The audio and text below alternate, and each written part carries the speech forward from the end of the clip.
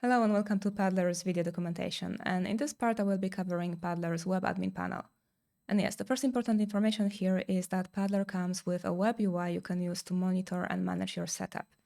You can adjust a lot of aspects about the models that you're using, like the chat template or inference parameters. You can also swap the models themselves.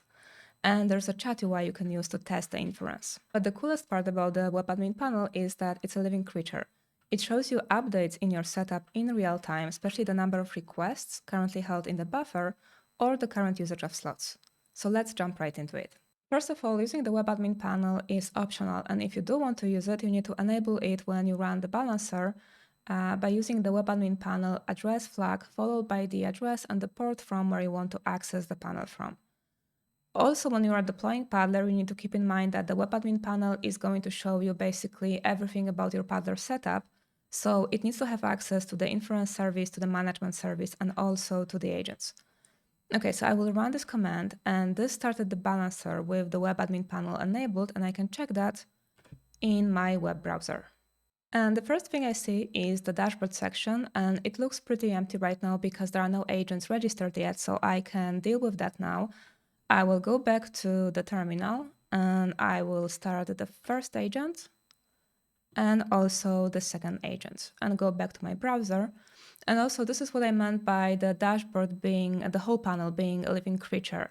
Immediately after I started the agents, they showed up on the dashboard automatically. Also, the way these blocks are placed on the dashboard is not accidental. They represent the flow of the request from the inference service through the buffer to the agents. And taking a closer look at the dashboard, what we can see here is the address of the inference service, which is used by applications to connect to it and obtain tokens and embeddings. There is the address of the management service, which controls the whole Paddler setup. There is the status of the buffer, including the number of requests currently in the buffer. It's right now obviously 0. It also shows the total number of requests that can be inside the buffer at any given moment and the maximum time each request can spend inside the buffer. Those two figures can be customized when running the balancer, and generally speaking, the request buffer is a very powerful feature of Paddler. And we have a separate video documentation about the request buffer, and I will link it down below. And finally, there is a list of all agents currently connected to the management service, together with their names, status, and the information about the model. Right now, I don't have any model loaded, so this brings me to the second part of the web admin panel, which is the model section. And this section is all about the models used by the agents. Paddler is based on Llama CPP, and it supports all models in the GGUF format supported by Llama CPP.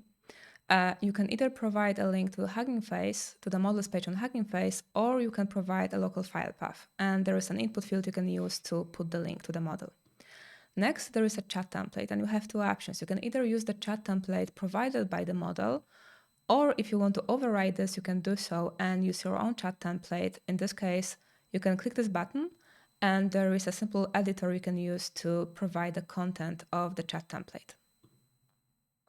Next, there is a table with the inference parameters, and you can actually adjust the inference parameters that you can see in here, like that. And the final thing is the checkbox to enable embeddings. So if you do want to generate embeddings, you have to click this checkbox, and it also will allow you to select the polling type. Other than that, you will find some helpful tips that you can use to guide you through using especially the inference parameters.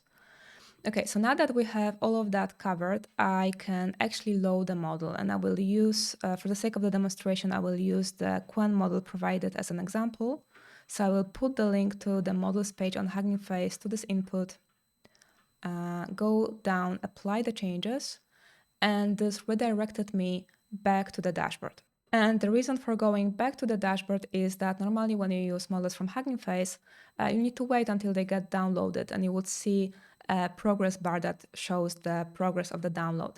In my case, I had the model already in my cache, so I didn't need to wait. So what I can see here is the name of the model, and I can also click the metadata button, and also here I have the chat template. In my case, this is the chat template provided by the model. So there's only one last part of the panel to show you, and this is the prompt section.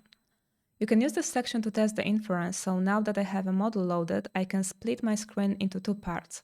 On the left, I'm keeping the dashboard because I want to be able to view it when I send my prompts. And on the right, I have the chat UI of the prompt section. I will start sending some prompts now, but I want you to take a look at this little occupancy bar and the numbers related to the slots. We have first the number of slots that are being processed. Right now it's obviously 0. Then there's the number of total slots and also the number of desired slots. These two last numbers are most of the time going to be the same, but in the unlikely event that you do see a difference, it means there's an issue and the total you got is not what you wanted. And now that I am sending some slots, you can see the occupancy bar and the numbers reflect the number of slots used at any given moment. And the last thing I want to cover today is that if there are any issues with processing the request or the model, Paddler will show them on the dashboard. So for example, if I provide an incorrect link to the model, Paddler will show that on the dashboard. There is the issues button, the number of issues, and if I click this button, I can see some helpful tips that can help me troubleshoot and find out what is the root cause of the problem. And this is Paddler's web admin panel. You can, of course, access our full documentation at paddlerintent.com. I will put the link to the docs and our GitHub repository in the description down below. If you want to receive more updates about using Paddler, but also about using self-hosted LLMs in general, please subscribe to this channel. Thank you for watching and see you next time.